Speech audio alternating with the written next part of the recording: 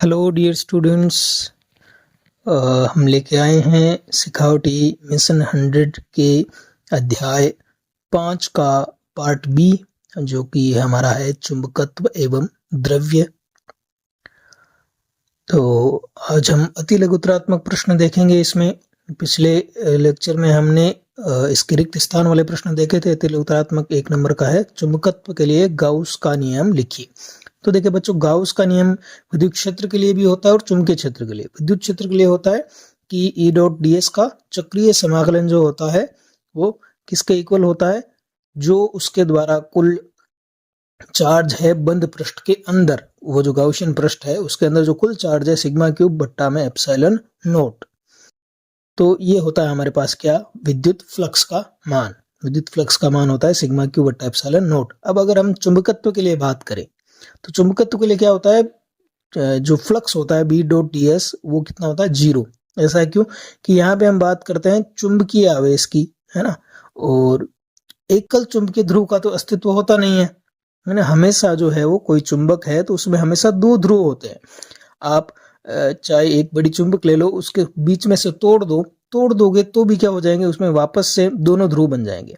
तो किसी भी बंद पृष्ठ से संबद्ध चुंबकीय फ्लक्स का मान सदैव क्या होता है, 0 होता है। तो ये हमारा कौन सा हो गया, चुंबकत्व का गाउस का नियम हो गया। अगला प्रश्न देखिए, चुंबकीय बल रेखाएं बंद वक्र क्यों बनाती हैं। तो गाउस के नियमानुसार एकल ध्रुव का तो अस्तित्व होता नहीं है ना। तो चुंबक हमेशा 2 ध्रुवों से बनी होती है, जिसमें चुंबकीय बल रेखा उत्तरी ध्रुव से निकलकर दक्षिणी ध्रुव पर मिलती है, ये बाहर होता है। और दक्षिणी ध्रुव से चुंबक के अंदर से होती हुई पुनः क्या होती है, उत्तरी ध्रुव पर मिलती है।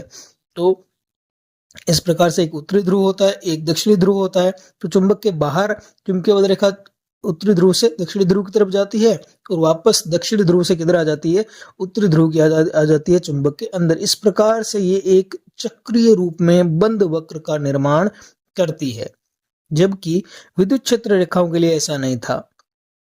विद्युत क्षेत्र रेखाएं बंद वक्र का निर्माण नहीं करती क्योंकि उसमें एकल ध्रुव का भी अस्तित्व होता है ना। तो एकल ध्रुव में तो क्या होती है, वो चुंबकीय क्षेत्र रेखाएं क्या जाती है, अनंत तक जाती है। ठीक है, तो विद्युत क्षेत्र रेखाएं बंद वक्र का निर्माण नहीं करती है। चुंबकीय क्षेत्र रेखाएं अनंत तक नहीं जाती क्योंकि उत्तरी ध्रुव और दक्षिणी ध्रुव दोनों क्या होते हैं, एक ही स्थान पर होते हैं। अगर हम भी द्विध्रुव की बात करें तो उसमें भी क्या होगा, विद्युत क्षेत्र रेखाएं इस प्रकार एक चक्रीय रूप में बंद लूप नहीं बनाती। ठीक है, तो ये कभी भी क्या नहीं करती, बंद लूप नहीं बनाती है। कौन सी, विद्युत क्षेत्र रेखाएं। द्विध्रुव के लिए भी हम बात करें तो एक दिशा में ये चक्रीय रूप में नहीं आ रही है ना, दोनों दिशाएं अलग है दोनों की, दोनों पथों की। अगला प्रश्न देखते हैं, क्या एकल चुंबकीय ध्रुव का अस्तित्व संभव है। नहीं, ये हम पिछले दोनों क्वेश्चन से ही देख रहे हैं कि ये हमेशा क्या पाया जाता है, केवल हमेशा युगल में पाया जाता है। अगर एक चुंबक है तो उसके 2 ध्रुव होंगे, इसको बीच में से काट दो तो 2 अलग अलग चुंबकीय बनेंगे, उसमें भी उत्तरी ध्रुव और दक्षिणी ध्रुव होंगे अलग अलग। तो यानी कि एकल ध्रुव कभी भी अकेला उत्तरी ध्रुव नहीं हो सकता, अकेला दक्षिणी ध्रुव नहीं हो सकता। ठीक है, जबकि विद्युत में ऐसा होता है। अगला, स्थायी चुंबक में प्रयुक्त होने वाले कोई 2 पदार्थों का उदाहरण दीजिए। जो स्थायी चुंबक जो होती है उनमें कौन कौन से होते हैं, कठोर स्टील होता है, एक टंगस्टन होता है, एक इसको डब्ल्यू से लिखते हैं, एक एल्निको। ये क्या होती है, एक मिश्र धातु होती है। नाम में ये देखो, एल मतलब एल्यूमिनियम, एन मतलब निकल और को मतलब कोबाल्ट। तो इन तीनों का मिश्रण से बनी होती है। अगला प्रश्न हम देखते हैं बच्चों, 2 विजातीय चुंबकीय ध्रुवों, विजातीय का मतलब अलग अलग, एक उत्तरी ध्रुव हो गया, एक हमारे पास क्या हो गया, दक्षिणी ध्रुव हो गया। इनके मध्य किस प्रकृति का बल होता है। तो जैसे जो विपरीत प्रकृति के आवेश है उनके मध्य आकर्षण होता है, वैसे ही विपरीत प्रकृति के जो चुंबकीय ध्रुव उनके मध्य भी आकर्षण होता है। अगला प्रश्न, 2 चुंबकीय बल रेखाएं एक दूसरे को क्यों नहीं काटती। तो ये जो है एक बल रेखा क्या होती है, वो वहां पे चुंबकीय क्षेत्र की दिशा को दर्शाती है। उस पर खींची गई, किसी बिंदु पर खींची गई स्पर्श रेखा चुंबकीय क्षेत्र की दिशा को बताती है। अगर 2 ये रेखाएं आपस में काटेगी तो एक ही बिंदु पर क्या हो जाएगी, चुंबकीय क्षेत्र की 2 दिशाएं हो जाएगी, जो कि संभव नहीं है। कि यदि एक दूसरे को काटेंगी तो कटान बिंदु पर चुंबकीय क्षेत्र की 2 दिशाएं होंगी, जो कि संभव नहीं है। विद्युत क्षेत्र के लिए भी यही बात है, चुंबकीय क्षेत्र के लिए भी यही बात है। वह कौन सा गुण है जो पदार्थ के गुण को प्रदर्शित करता है। तो ये जो है वो पदार्थ के सार्वत्रिक, यहाँ पे लिखना चाहिए कि भाई सार्वभौमिक गुण को प्रदर्शित करता है। कि वो कौन सा चुंबकीय गुण है जो सभी पदार्थों में होता है, तो वो कौन सा होता है, प्रतिचुंबकीयत्व। तो प्रति चुंबकत्व का जो गुण है वो सभी पदार्थों में होता है, लेकिन ये क्या होता है, बहुत अल्प होता है, बहुत ही, ये एक अल्प प्रभाव है, बहुत कम शक्तिशाली प्रभाव है, कम सेंसिटिविटी होती है इसकी। तो अगर कोई दूसरा गुण है जैसे अनुचुंबकत्व है, तो अगर अनुचुंबकत्व का गुण होता है तो वो इसमें प्रभावी हो जाता है। ठीक है, अगला प्रश्न हम देखेंगे, लोह चुंबकीय पदार्थों में डोमेन का आकार कितना होता है, वह एक डोमेन में लगभग कितने परमाणु उपस्थित होते हैं। देखिए बच्चों, जो लोह चुंबकीय पदार्थ होते हैं उनमें छोटे छोटे आकार के अलग अलग सेक्शन बने होते हैं जिनको हम डोमेन कहते हैं। इनमें क्या होता है, जो पदार्थ होते हैं उनके जो चुंबकीय आघूर्ण है वो एक दिशा में होते हैं। ये जैसे पहला डोमेन है, इसमें इस दिशा में, दूसरे डोमेन में एक ही दिशा में सारे चुंबकीय द्विध्रुव।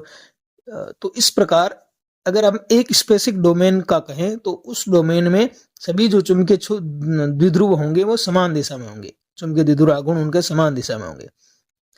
ठीक है, तो आकार कितना हो गया, 1 मिलीमीटर के आकार में कितने, 10 की पावर 11 परमाणु होता है, तो बहुत ज्यादा परमाणु होते हैं। अब हम जैसे ही इस पे क्या लगाते हैं, बाहर से चुंबकीय क्षेत्र लगाते हैं, तो सारे डोमेन के अंदर जो है वो जो परमाणु हैं उनके जो चुंबकीय द्विध्रुव हैं वो सभी क्या हो जाते हैं, बाह्य चुंबकीय क्षेत्र की दिशा में संरेखित हो जाते हैं और एक प्रबल चुंबकीय द्विध्रुव उत्पन्न होता है। अगला प्रश्न हम देखेंगे कि एक चुंबक किसी अचुंबकीय लोहे के टुकड़े को क्यों आकर्षित करते हैं। हमने तो कहा कि भाई दो चुंबकीय होंगी ना, वो आपस में आकर्षित करती है, तो जो लोहे का टुकड़ा है वो तो अचुंबकीय है, उसको क्यों आकर्षित करती है फिर चुंबक। तो आकर्षण का मत कब करेगी, जब दो विपरीत ध्रुव पास होंगे। तो लोहे के टुकड़े चुंबकीय प्रेरण की घटना, जिसमें क्या प्रेरण हो जाता है चुंबकत्व का, उसके कारण चुंबकित हो जाते हैं। और कैसे चुंबकित हो जाते हैं, चुंबक की ओर विपरीत प्रकृति का ध्रुव उत्पन्न कर देते हैं। ठीक है, तो चुंबक के जैसे उत्तरी ध्रुव पास में है तो लोहे में कैसा, उसके पास दक्षिणी ध्रुव उत्पन्न हो जाएगा। अगला, एक धारा लूप चुंबकीय विद्युत इसको लिखना है विद्युत चुंबक, है ना, कि एक धारा लूप विद्युत चुंबक की भांति व्यवहार क्यों करता है। तो इसमें क्या है, क्योंकि धारा लूप में विद्युत धारा प्रवाहित करने पर इसका एक तल उत्तरी ध्रुव और दूसरा तल दक्षिणी ध्रुव की भांति व्यवहार करता है, इसलिए क्या करता है, ये विद्युत चुंबक की भांति व्यवहार करता है। ठीक है बच्चों, चलते हैं हम अगले प्रश्न 12 में कि चुंबकशीलता म्यू को परिभाषित कीजिए। तो चुंबकशीलता क्या होती है कि किसी पदार्थ के भीतर से गुजरने वाले चुंबकीय बल रेखाओं की संख्या का माप ही क्या कहलाती है, चुंबकनशीलता कहलाती है, कि उसके अंदर कितनी चुंबकीय क्षेत्र रेखाएं गुजर रही है, उसकी माप को हम क्या कहते हैं, चुंबकनशीलता कहते हैं। एक हम इसमें बताते हैं कौन सी, अपेक्षिक चुंबकशीलता, कि एक तो निर्वात में चुंबकीय क्षेत्र रेखाएं गुजर रही है, एक उस जो पदार्थ है उसमें से चुंबकीय क्षेत्र रेखाएं गुजरती है, तो उन दोनों का जो अनुपात होता है उसको अपन क्या कहते हैं, अपेक्षिक चुंबकशीलता कहते हैं।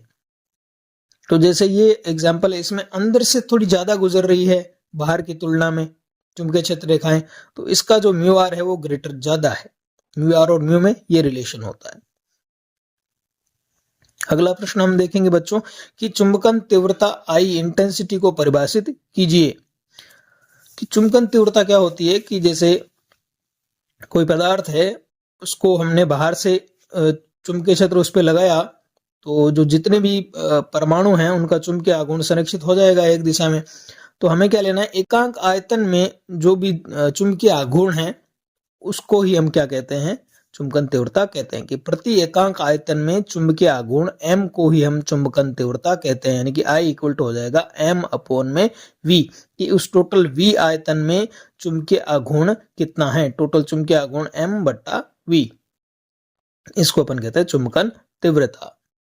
इसका मात्रक होता है एम्पियर प्रति मीटर। चलते बच्चों अगले प्रश्न में कि चुंबकीय गुणों के आधार पर पदार्थों के प्रकार लिखिए। तो चुंबकीय गुणों के आधार पर 3 प्रकार हैं, लोह चुंबकीय पदार्थ, अनुचुंबकीय पदार्थ और प्रतिचुंबकीय पदार्थ। तो प्रतिचुंबकीय पदार्थ क्या होते हैं, अगर इनको बाह्य चुंबकीय क्षेत्र में रखेंगे तो ये प्रतिकर्षित होंगे। अनुचुंबकीय पदार्थ क्या होंगे, बाह्य चुंबकीय क्षेत्र में रखेंगे तो आकर्षित होंगे चुंबकीय क्षेत्र की ओर। लोह चुंबकीय पदार्थ क्या होंगे, चुंबकीय क्षेत्र से बहुत उच्च तीव्रता के साथ आकर्षित होंगे। ठीक है, तो ये 3 प्रकार के पदार्थ होते हैं चुंबकीय गुणों के आधार पर। अगला प्रश्न है चुंबकीय प्रवृत्ति काई को परिभाषित कीजिए। इसको हम काई कहते हैं। तो काई क्या होता है कि चुंबकीय क्षेत्र की उपस्थिति में, बाहर से चुंबकीय क्षेत्र लगाया हमने, पदार्थ के चुंबकित होने का माप ही क्या कहलाता है, चुंबकीय प्रवृत्ति कहलाता है। कि बाहर से अगर चुंबकीय क्षेत्र लगाओगे तो वो पदार्थ कितना चुंबकित्व, उसमें कितना चुंबकत्व का गुण आया, वही क्या कहलाता है, चुंबकीय प्रवृत्ति कहलाती है। तो ये होता है काई इक्वल टू होता है आई अपॉन एच, जहाँ पे आई क्या है, आई है चुंबकन तीव्रता और एच है बाह्य चुंबकीय क्षेत्र। तो बाह्य चुंबकीय क्षेत्र आप लगाओगे तो उसमें कितना चुंबकन उत्पन्न होगा, वही क्या कहलाता है, हमारा चुंबकीय प्रवृत्ति कहलाती है। कि एकांक बाह्य चुंबकीय क्षेत्र के लिए उत्पन्न चुंबकन तीव्रता को ही हम क्या कहते हैं, चुंबकीय प्रवृत्ति कहते हैं। तो ये क्या होगी, ये मात्रकहीन होती है क्योंकि दोनों का ही मात्रक होता है एम्पियर प्रति मीटर, आई का भी और एच का भी। तो म्यू, एक अन्य रिलेशन होता है कि mu R equal to 1 plus chi, ये काफी काम आता है। म्यू आर जहां पे क्या है, आपेक्षिक चुंबकनशीलता, और काई क्या है यहाँ पे, चुंबकीय प्रवृत्ति। तो ये इनमें एक रिलेशन होता है जिससे काफी बार ये पूछा गया है एग्जाम में। अगला हम देखेंगे लघुत्तरात्मक प्रश्न देखेंगे कि किसी बाह्य चुंबकीय क्षेत्र में स्थित प्रतिचुंबकीय व अनुचुंबकीय पदार्थों के लिए चुंबकीय क्षेत्र रेखाएं खींचिए। तो एक तो प्रतिचुंबकीय पदार्थ हैं जो कि क्या होते हैं, बाह्य चुंबकीय क्षेत्र से प्रतिकर्षित होते हैं, और उनके अंदर जो चुंबकीय क्षेत्र रेखाएं होती है वो जो बाहर निर्वात में चुंबकीय क्षेत्र रेखाएं उनकी तुलना में क्या होगी, कम होगी, म्यू आर जो होगा वो लेस देन 1 होगा। अनुचुंबकीय पदार्थ क्या होता है, ये क्या होते हैं, आकर्षित होते हैं, ठीक है। तो अंदर जो चुंबकीय क्षेत्र रेखाएं होगी वो क्या होगी, बाहर की तुलना में ज्यादा होगी, यानी कि म्यू आर कितना होगा, 1 से अधिक होगा। तो प्रतिचुंबकीय के लिए म्यू आर 1 से कम, अनुचुंबकित्व के लिए म्यू आर 1 से ज्यादा, कि निर्वात की तुलना में ज्यादा होती है उसमें। तो यहाँ म्यू आर इक्वल टू होता है 1 प्लस काई, तो यहाँ से काई इक्वल टू हो गया म्यू आर माइनस 1। अब म्यू आर क्या 1 से कम है ना, नेगेटिव, तो उत्तर नेगेटिव आएगा, तो इनके लिए काई होती है नेगेटिव, और अनुचुंबकित्व के लिए क्या हो जाएगी, काई क्या हो जाएगी, पॉजिटिव हो जाएगी, क्योंकि म्यू आर क्या है 1 से अधिक है। तो ये बात भी आपको ध्यान में रखनी है कि प्रतिचुंब के लिए काई होती है नेगेटिव। तो सबसे पहले बना लेते हैं हम, ये देखें निर्वात में है चुंबकीय क्षेत्र रेखाएं, और ये है पदार्थ के अंदर। तो पदार्थ के अंदर क्या होनी चाहिए, चुंबकीय क्षेत्र रेखाएं कम होनी चाहिए निर्वात की तुलना में, तो ये प्रतिकर्षित हो जाती है चुंबकीय क्षेत्र रेखाएं। तो अंदर जो होता है चुंबकीय क्षेत्र वो कम होता है किससे, बाहरी चुंबकीय क्षेत्र से। ये है हो गया हमारे प्रतिचुंबकीय पदार्थ। अब हम बात करते हैं अनुचुंबकीय पदार्थ। अनुचुंबकीय पदार्थ में क्या होता है, बाहर चुंबकीय क्षेत्र लगाओगे तो सारे के सारे जो द्विध्रुव हैं उसकी दिशा में संरेखित हो जाएंगे, तो हमें क्या मिलेगा, ये पदार्थ होंगे बाह्य चुंबकीय क्षेत्र से आकर्षित, और इनके अंदर जो होगी चुंबकीय बल रेखाएं वो निर्वात की तुलना में होगी ज्यादा, यानी कि अंदर का चुंबकीय क्षेत्र be greater than be out, और म्यू आर क्या होता है 1 से ज्यादा होता है, इसलिए अंदर जो चुंबकीय क्षेत्र रेखाएं होती है वो ज्यादा होती है। चलिए बच्चों, आगे हम एक न्यूमेरिकल प्रश्न देखते हैं कि एक पदार्थ के लिए चुंबकीय क्षेत्र बी और चुंबकीय तीव्रता एच, ये जो H है ये बाह्य चुंबकीय क्षेत्र भी इसको कहते हैं और चुंबकीय तीव्रता भी कहते हैं। और चुंबकीय क्षेत्र B को हम कभी कभी ये जो B होता है ये प्रेरित होता है अंदर, है ना, तो इसको हम चुंबकीय प्रेरण भी बोल देते हैं कई बार, है ना। तो प्रश्न में चुंबकीय प्रेरण कहे तो उसको B मानना है, चुंबकीय तीव्रता या बाह्य चुंबकीय क्षेत्र कहे तो H मानना है। तो B का मात्रक होता है टेस्ला और H का मात्रक होता है एम्पियर प्रति मीटर। तो ये दो चीजें दी हुई है, B दिया हुआ है, H दिया हुआ है, हमें ज्ञात क्या करना है, आपेक्षिक पारगम्यता ज्ञात करनी है, म्यू आर ज्ञात करनी है। तो बी और एच से हम क्या ज्ञात कर सकते हैं, म्यू ज्ञात कर सकते हैं, और फिर म्यू से हम म्यू आर ज्ञात कर सकते हैं, ठीक है। तो ये म्यू और म्यू आर में, म्यू नोट में वैसा ही रिलेशन होता है जैसे epsilon naught epsilon R epsilon में होता है। तो mu equal to B upon H होता है, तो पहले अपन म्यू ज्ञात कर लेंगे, है ना। तो म्यू की वैल्यू हमारे पास ये आ जाएगी। अब हमें तो ज्ञात करना है म्यू आर ज्ञात करना है बच्चों, तो mu R equal to mu upon mu naught हो जाएगा। अब म्यू की वैल्यू हमने निकाल ली, म्यू नोट की वैल्यू हमें पता है, याद रखने है 4 पाई इंटू 10 टू -7। इसको अगर अपन सोल्व करेंगे तो हमारे पास म्यू की वैल्यू आ जाएगी, ठीक है बच्चों। म्यू आर की वैल्यू आ जाएगी, अपेक्षिक पारगम्यता की वैल्यू आ जाएगी, जो कि काफी ज्यादा हमारे पास आई है, 1 से अधिक ही आई है, ठीक है। तो अगला प्रश्न हम देखेंगे कि एक समान चुंबकीय क्षेत्र में दंड चुंबक पर बल आघूर्ण की व्युत्पत्ति कीजिए। हमें यह पूछा है कि आपको एक समान चुंबकीय क्षेत्र लेना है जिसको हम कैसे समांतर रेखाओं से दर्शाते हैं, एक निश्चित दिशा में समांतर रेखाएं खींचेंगे तो एक समान चुंबकीय क्षेत्र को दर्शाएगा। अब इसमें हमने क्या रख दिया, एक दंड चुंबक रख दिया जिसके दो ध्रुव हैं, एक ध्रुव है N, एक ध्रुव है S।